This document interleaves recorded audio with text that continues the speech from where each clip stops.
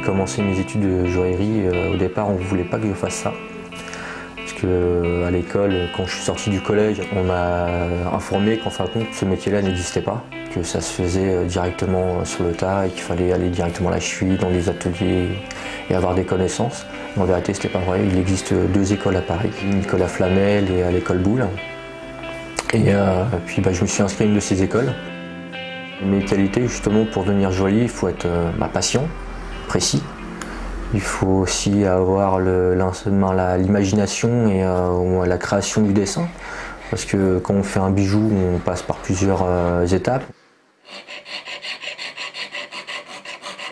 Le fait justement de travailler sur les pierres et d'essayer de les mettre en valeur, c'est un peu notre principe, parce que justement c'est ce qui permet aussi à la cliente ou au client de pouvoir avoir quelque chose d'unique. Donc le fait de récupérer des pierres comme la tourmaline ou même d'autres pierres, justement permettent au client de voir qu'il y a autre chose que des pierres précieuses, il y a aussi des pierres fines et qui sont tout aussi belles et tout aussi entre guillemets précieuses.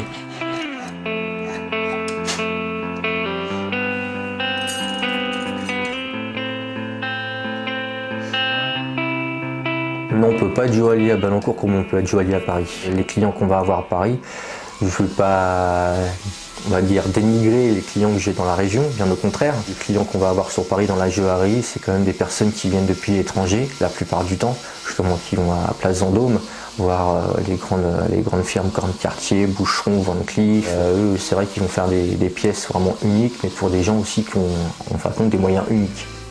Moi, j'ai des clients qui ont des moyens aussi, qui me demandent des choses aussi particulières et bien précises, mais je pense qu'ils pourraient me demander plus, mais après ça il faut aussi faut prendre le temps.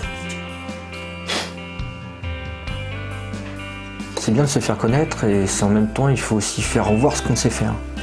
Parce que voilà, dire qu'on est joaillier et qu'on a travaillé là-dedans, ça tout le monde peut le faire.